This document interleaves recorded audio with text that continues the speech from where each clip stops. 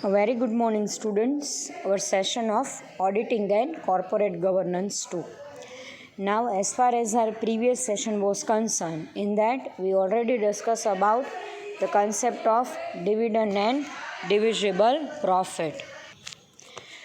So, I think that concept is clear to you.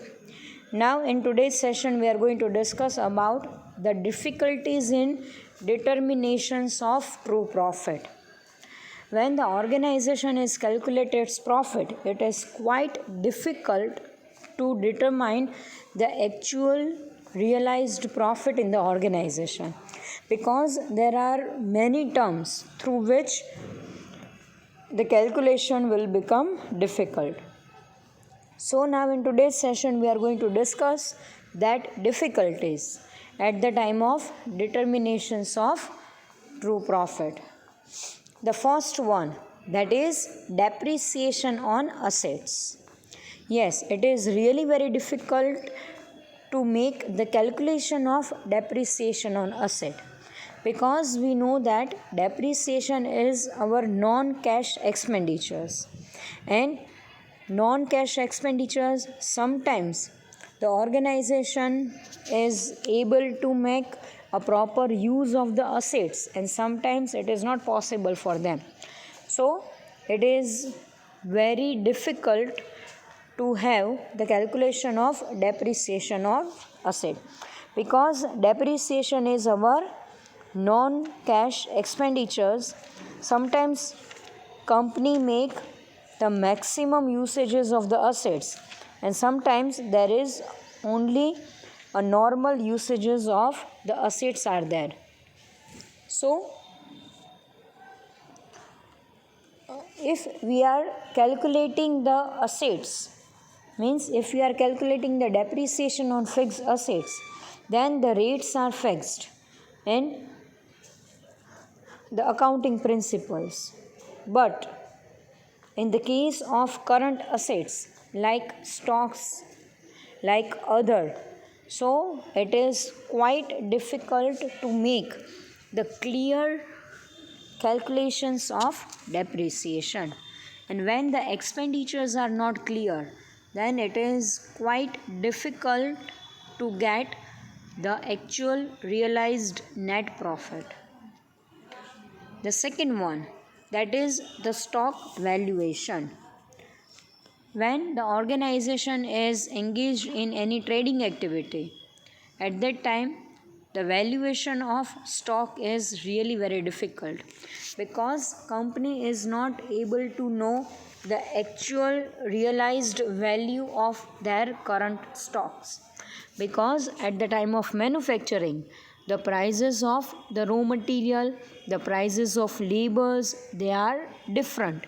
When you are actually selling your stocks, again at that time the prices of stocks are quite different.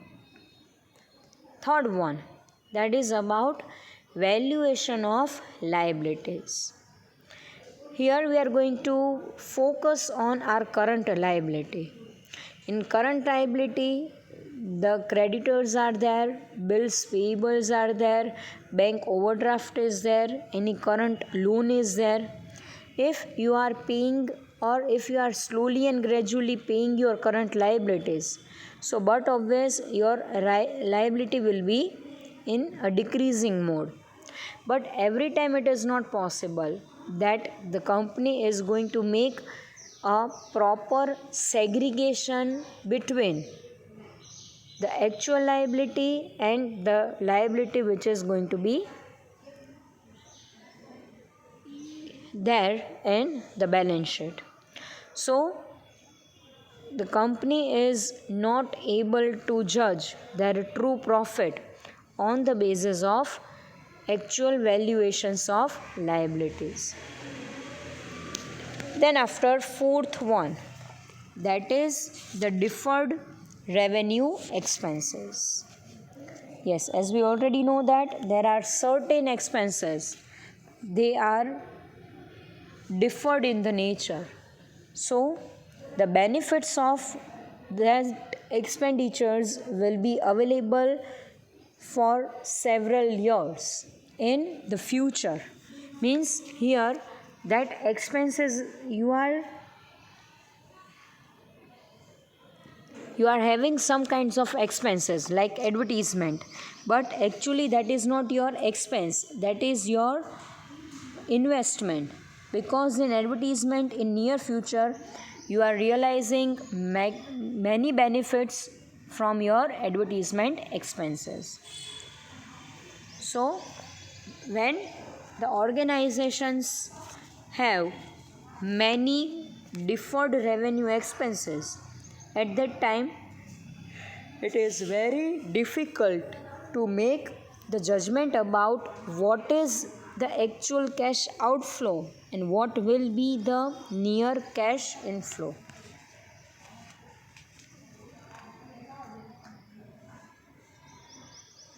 Again there is a question is of what proportion of the deferred revenue expenses should be written off to revenue every year. So how the organization is going to write off their expenses, it is again a very big question, because this decision is going to be there when you actually realize profit from your expenditures. Then after, the fifth point is about intangible assets. Yes, as we already know that the goodwill is there, patent, trademark, copyright, they all are known as our intangible assets. But actually we are not able to get the actual realized value of our intangible assets, because the intangible assets may realize when the organization take the decisions of merger or amalgamation is there, or organization want to sell themselves. So at that time intangible assets value could not be realized by the company. So again when the intangible assets is not there, then it is very difficult to make the clarifications about its true profit. Then after, provisions for reserves. Yes, every time organization puts some amount of profit to their reserves, but if the proportions of reserves is increasing year by year and company is not making any kind of investment out of this reserve, then definitely the true profit is not going to be judged. So it is very hard to have the real calculation of profit when the company is putting their profit on reserves. Then after, inflation is there. Yes, as we already know that in inflation the prices of the goods are going to be high, and that leads to decrease the value of that particular assets or any kind of investment. So when the rate of inflation is very high, at that time the company is not able to get the actual realized value of their assets and their investment.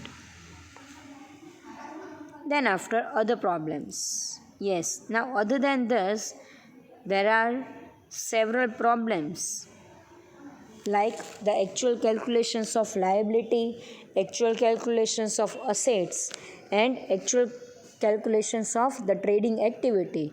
That will become somehow difficult for the organization, and company is not able, or they are not in a position to make a real calculations of their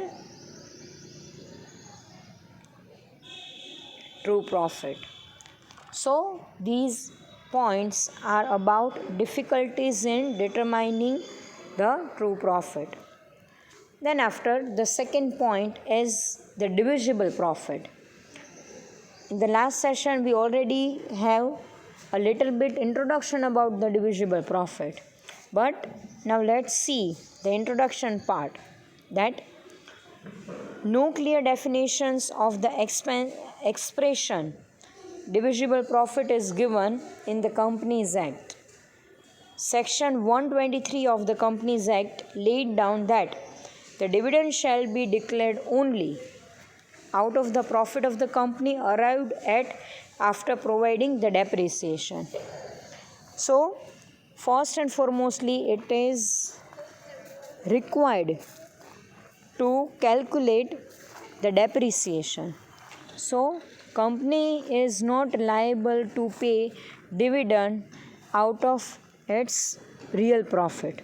First and foremostly, depreciation must be calculated, and it is compulsory to deduct the amount of depreciation, and from the rest of the amount of the profit the company is liable to pay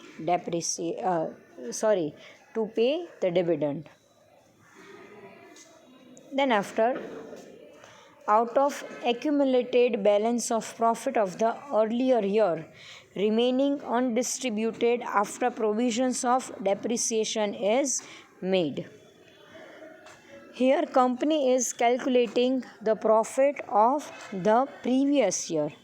When the accumulated profit is earned by the organization, then company first and foremostly may sum up the accumulated profit, and then after they are going to make the realization of their divisible profit in a proper manner. Then after, out of the money provided by the central or state government for the payment of dividend in pursuance of a guarantee given by such government. Yes, when government take the responsibility for the payment of dividend, at that time state government or central government may provide a particular amount by way of dividend, and now the company is going to pay dividend out of the amount which is realized by the government. Profits available for dividend to shareholders are known as divisible profit. From the strict accountancy point of view, it is essential that dividends should be declared unless there are compelling reasons otherwise.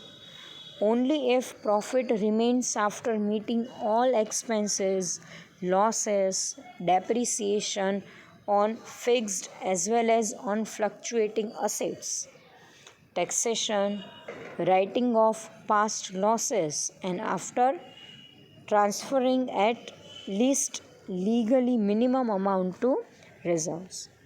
So, but obvious, it is compulsory for the organization, that is to declare the dividend to their shareholders, whatever the situation of the organization is. But first and foremostly, it is compulsory to pay their expenses. It is compulsory to make the provisions. It is compulsory to set off the past and current losses. Then after, it is compulsory to make a proper realization of depreciation, and out of the remaining profit the company is going to declare the dividend. First and foremost point is, the shareholders' capital may not be used to pay dividend. In any situation, company is not using the capital for the payment of dividend, because shareholders provide their ownership capital to the company for their investment or for their basic requirement, and when the company is paying dividend out of the capital of the shareholders, then that is not legally allowed to the company. So, in any situation, the company is not paying dividend out of the capital of shareholders. Then after, a dividend can only be paid out of a bona fide surplus profit. Yes, company is paying dividend out of the bona fide. Bona fide means the real profit, the true profit, the actual profit. When company is getting the actual profit, then and then they are in position to pay the dividend to their shareholders.